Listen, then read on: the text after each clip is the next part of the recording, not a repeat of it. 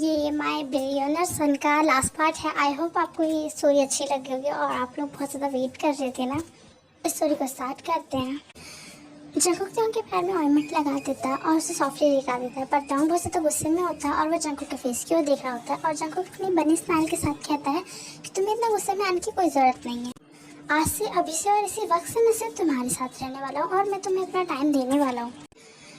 त्योंग एक पिलो को फेंकते हुए फ्लोर पे कहता है कि मुझे किसी भी अननोन पर्सन का कोई भी टाइम नहीं चाहिए और मैं अपनी लाइफ में बहुत ज़्यादा हैप्पी। जो सुनने के बाद जंकुक स्लोली त्योंग के क्लोज जाने लगता है, जो देखने के बाद त्योंग की हार्ट बीट बहुत ज़्यादा फास्ट हो जाती है और वो अपनी बेडशीट को बहुत ही ज़्यादा टाइटली ग्रैब कर लेता है और वो सिर्फ जंकुक के फेस की ओर कोल्डली देखने लगता है, क्योंकि वो नहीं दिखाना चाहता है कि उसे बहुत ज़्यादा शाय फील हो रहा होता है और बहुत ज़्यादा डर भी लग रहा होता है जंकुक से।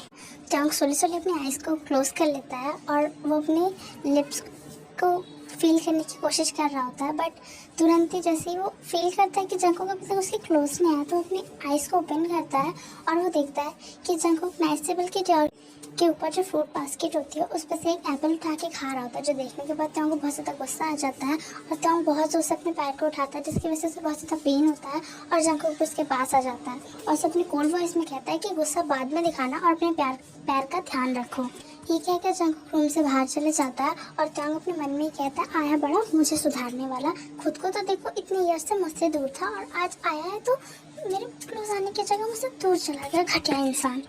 जंकुक नीचे आता है और वो मिसेस किम और मिस्टर किम को बुराउन करता है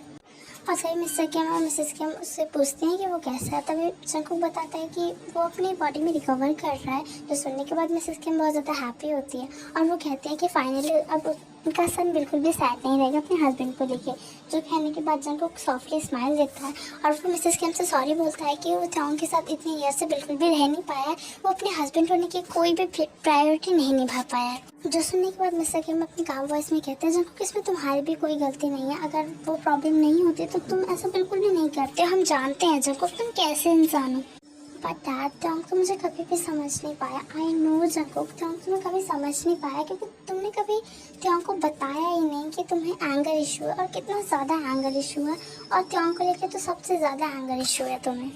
और फाइनली तुम त्योंग के लिए तो अपने आप को ठीक कर रहे हो, तो इसमें क्या ही प्रॉब्लम है। त्योंग को ये नहीं भी पता चलेगा तो कुछ नहीं होगा और तुम अब यहाँ रह ही रहे हो। धीरे धीरे त्योंग को अपना टाइम दोगे, त्योंग ठीक हो जाएगा और त्योंग एक्सेप्ट कर चुका है तुम्हें, बट वो बताना नहीं चाहता क्योंकि इतने टाइम से तुम उससे दूर थे और कोई भी हस्बैंड अपने हस्बैंड को ऐसे एक्सेप्ट नहीं कर सकता है जिस तरह से तुमने उसे टाइम दिया है। उसे टाइम चाहिए था जंकुक, तुम्हारा वो तुमसे प्यार करता है बट वो तुम्हें बताना नहीं चाहता है। जो सुनने के बाद जंकुक थोड़ी और बातें करता है और वो लोग जया करने के बाद जंकुक चुपचाप रूम में चले जाता है। वो जाके देखता है कि त्योंग पीसफुली सो रहा होता है।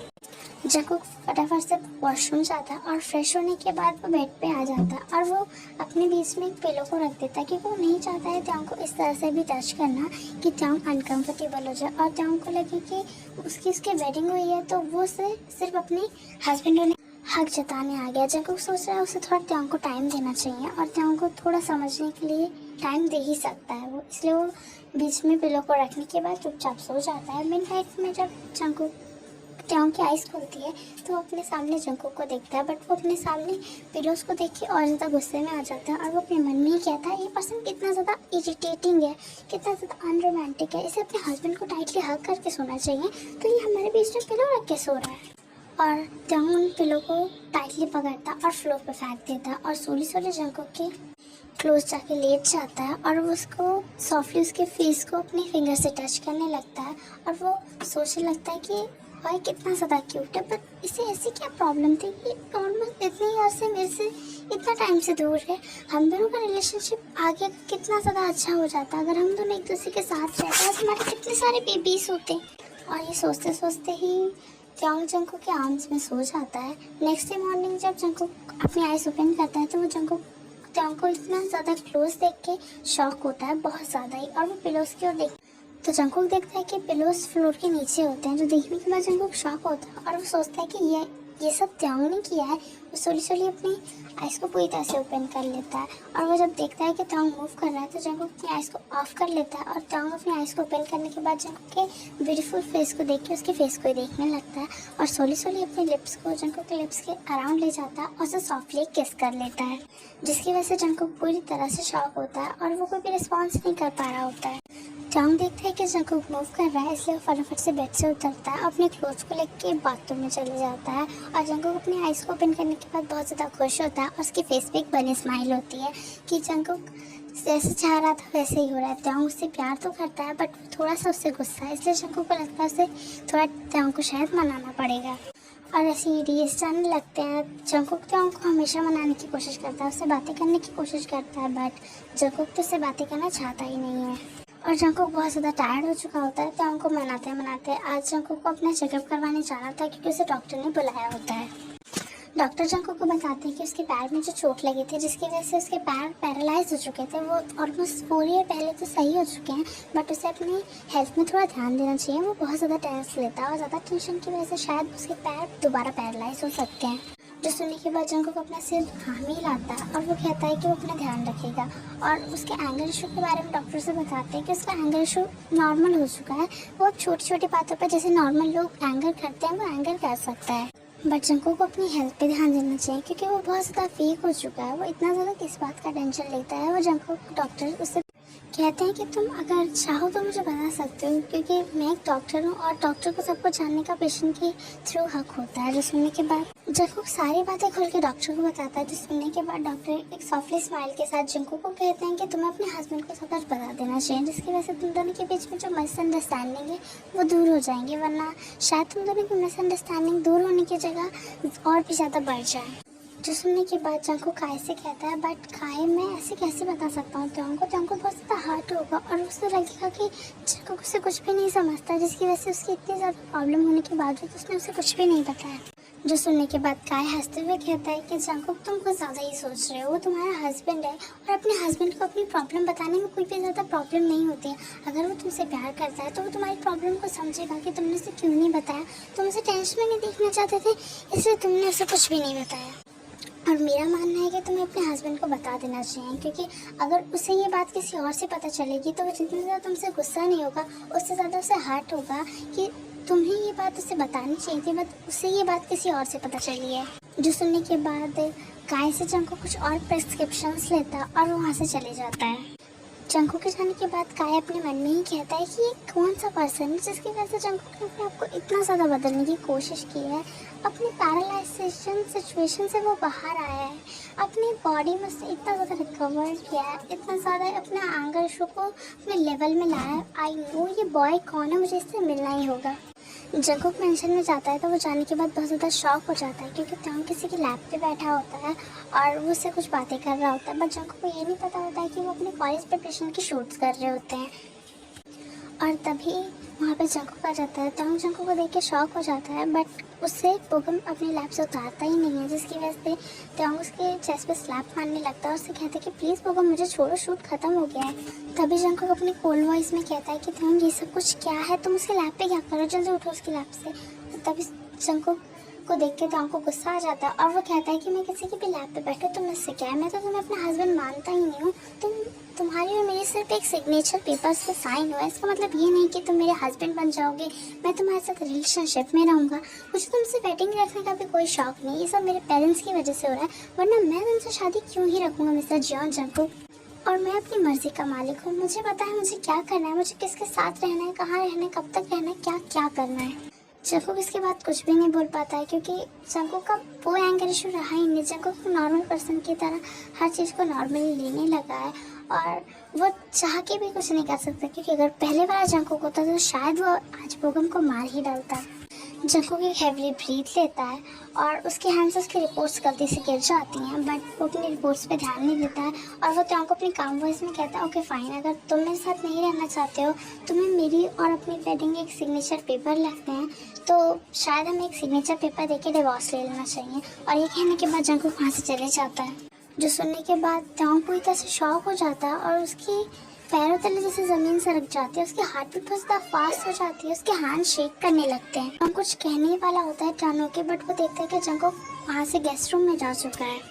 और त्योंग की नज़र जंगकुक की रिपोर्ट्स की ओर जाती है। तो वो उस रिपोर्ट्स को लेने ही वाला होता है, तभी वहाँ पे जंगकुक आ जाता है और वो अपने हैंड्स पे अपनी रिपोर्ट्स को ले लेता है और वो कहता है कि वो त्योंग के पेरेंट्स से बातें करेगा अपने और उसके डिवोर्स के लिए, और वो चाहे तो बोगम के साथ वेडिंग कर सकता है। ये कह के जंगकुक वहाँ से चले जाता है, बट त्योंग नोटिस कर पाता है कि जंगकुक की आइज़ बहुत ज़्यादा रेड हो जाती हैं। जंगकुक अपने रूम में जाने के बाद अपने रूम के डोर को टाइटली लॉक कर देता और फ्लोर पर बैठ जाता और वो रोने लगता है, क्योंकि वो नहीं जानता था कि त्योंग अपनी लाइफ में किसी और को ले आएगा, अपनी लाइफ में किसी और को चांस दे देगा जंगकुक की जगह। जंगकुक की लाइफ में कितने बॉयज़ आए, कितने गर्ल्स आए, बट जंगकुक ने कभी भी किसी को चांस नहीं दिया, क्योंकि वो हमेशा त्योंग से ही प्यार करता था और उसने हमेशा त्योंग के लिए ही अपनी लाइफ में सब कुछ सही किया। वरना जंगकुक को अपने एंगर को सही करने की कभी कोई प्रॉब्लम ही नहीं थी। जंगकुक अपने पास के बारे में सोचने लगता है कि वो कितना ज़्यादा एक कोल्ड सीईओ था और वो अपने पेरेंट्स का भी ध्यान नहीं रखता था। जंगकुक अपने ऑफिस में काम कर रहा होता है, तब उसे कॉल आता है और वो देखता है कि उसे उसकी मॉम का कॉल आया। 3 रिंग के बाद जंगकुक अपने मॉम की कॉल को उठा लेता और वो अपने कोल्ड वॉइस में कहता है कि क्या हुआ है मॉम, आप मुझे इतना ज़्यादा डिस्टर्ब क्यों करते हो? जब मैं आपकी कॉल को नहीं उठा रहा हूँ तो मतलब मैं बिजी हूँगा, बार बार आपको मुझे कॉल करने की क्या ज़रूरत है? जो सुनने के बाद वहाँ से कोई अननोन पर्सन कहता है कि सर, अगर ये पेशेंट आपकी मॉम है तो प्लीज़ आप हॉस्पिटल आइए, क्योंकि आपके मॉम और डैड का बहुत बुरी तरीके से एक्सीडेंट हुआ है और हमें लगता है शायद ये पेशेंट्स बच नहीं पाएंगे, तो प्लीज़ वो आपसे बातें करना चाहते हैं, तो आप क्या आ सकते हैं? जो सुनने के बाद जंगकुक शॉक हो जाता है और वो कहता है कि कौन सा हॉस्पिटल। तभी उसे हॉस्पिटल का नाम और एड्रेस बता दिया जाता है। जो सुनने के बाद जंगकुक अपनी कार में बैठता और अपनी कार को बहुत ज़्यादा फास्टली ड्राइव करता और वो फटाफट से वहाँ चले जाता है। वहाँ जाने के बाद जंगकुक अपने पेरेंट्स से लास्ट टाइम मिल पाता है, क्योंकि वो अपने पेरेंट्स से बातें भी नहीं कर पाया था। उसके पेरेंट्स उससे पहले ही उसे इस वर्ल्ड में अकेला छोड़ के चले गए थे। जंगकुक उस दिन फर्स्ट टाइम बहुत ज़्यादा रोया था अपने पेरेंट्स को मिस करने के बाद, और वो अपने पेरेंट्स को लास्ट टाइम देखते हुए उनसे बातें भी नहीं कर पाया था, जो देखने के बाद जंगकुक को और भी ज़्यादा हर्ट हुआ था। बट वो अपने एंगर को कभी ख़त्म नहीं कर पाया था और उसे पता चलता है कि उसके पेरेंट्स को एक बॉय लाया था, जो देखने के बाद जंगकुक उस बॉय से मिलता है और उस बॉय से मिलने के बाद जंगकुक की दुनिया जैसे बदल जाती है। वो बॉय बहुत ज़्यादा क्यूट था, बहुत ज़्यादा नॉटी था, उसका फेस भी बहुत ज़्यादा क्यूट था और सोली डेज जाने लगते हैं। उस इंसिडेंट्स को ऑलमोस्ट 6 मंथ्स हो जाते हैं। उसके बाद जंगकुक कभी भी त्योंग से नहीं मिला था, क्योंकि जंगकुक की लाइफ में कभी कोई ऐसा पर्सन आया ही नहीं था। जंगकुक को लगा था शायद वो पर्सन से उसको जंगकुक शायद लाइक करता है, लव नहीं करता है, क्योंकि जंगकुक की लाइफ में लव एडजस्ट ही नहीं करता है। इसलिए जंगकुक को लगा वो ऐसे ही आया था, इसलिए जंगकुक ने इस पर ज़्यादा ध्यान नहीं दिया था। बट 6 मंथ बाद जंगकुक की एक मीटिंग होती है जिसमें वो मिस्टर किम से मिलता है और मिस्टर किम अपने सन से जंगकुक को मिलाते हैं। जंगकुक अपनी लाइफ में प्रॉमिस किया था कि अगर सेकंड टाइम वो बॉय उसे मिलेगा तो वो उसे ज़रूर वेडिंग करेगा। जो देखने के बाद मिस्टर किम से जंगकुक ने बातें की थी और कुछ कॉन्ट्रैक्ट किया था, जिसकी वजह से जंगकुक को त्योंग की वेडिंग हो जाती है। बट उसके बाद जंगकुक कुछ बिजनेस की वजह से बाहर जाता है और उसका बहुत बुरी तरीके से एक्सीडेंट हो जाता है, जिसकी वजह से वो उसके दोनों पैर बहुत ज़्यादा ही पैरालाइज हो जाते हैं और जंगकुक अपने पैर पे खड़ा ही नहीं हो पा रहा होता है। उसे जीने की उम्मीदें छोड़ दी थी, बट मिस्टर किम ने उसे कहा था कि त्योंग उससे प्यार करता है और वो उसका वेट कर रहा है, वो इस तरह से जीने की उम्मीद नहीं छोड़ सकता है। और धीरे धीरे मिस्टर किम ने त्योंग के बारे में सब कुछ बताया था कि उसे ऐसा पर्सन पसंद नहीं जो उसके अंदर बहुत ही ज़्यादा एंगर हो, वो रूड हो, कोल्ड हो,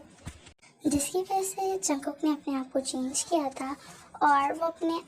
पैरों पे खड़ा हो पाया था, क्योंकि वो त्योंग से सही में बहुत ज़्यादा प्यार करता है। उसके पेरेंट्स के जाने के बाद उसकी लाइफ में वो फर्स्ट पर्सन था त्योंग जो आया था और उसने उसे बदलने की कोशिश भी की। बट जंगकुक को लगता है त्योंग किसी और से प्यार करता है और बोगम उससे कहता है कि सो सॉरी त्योंग, मैं तुम्हारे हस्बैंड से बात करता हूँ, तुम्हें अपने हस्बैंड से ऐसी बात नहीं करनी चाहिए थी, तुम्हें उसे बताना चाहिए था ना हमारा शूट चल रहा है। त्योंग बोगम पे शाउट करते हुए कहता है, यू स्टूपिड डमट बॉय, तुम्हें जब मैं कह रही थी कि तुम मुझे छोड़ो, अपने लैब से उठाओ, तब तुमसे उठाया नहीं जाना था, तुम उसके सामने मुझे अपने लैब पे बैठाना ज़रूरी था।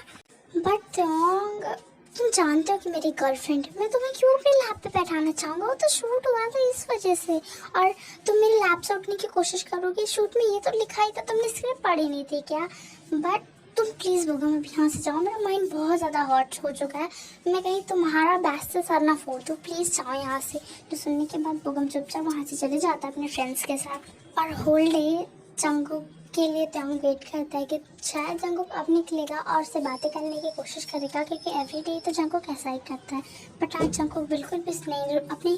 रूम से निकलता है और जंगकुक सिर्फ अपने रूम से गेस्ट रूम की ओर ही चक्कर लगा जा रहा था कि कब जंगकुक बाहर निकलेगा और वो कब जंगकुक से सॉरी बोल देगा और उसे बता देगा कि वो सच में उससे प्यार करता है, उसे डिवोर्स नहीं चाहिए। और ऐसे करते करते राइट हो जाते हैं। जंगकुक नाइट में भी बाहर नहीं आता है, तो चुपचाप अपने डिनर को कंप्लीट करके अपने रूम में चल जाता है, क्योंकि वो सोचता है शायद मॉर्निंग में ट्योंग जंगकुक से बात कर पाएगा। और नेक्स्ट डे जब ट्योंग अपने रूम से बाहर आता है तो वो चुपचाप गेस्ट रूम के पास जाके देखता है, तो वो देखता है गेस्ट रूम खाली होता है। तो शायद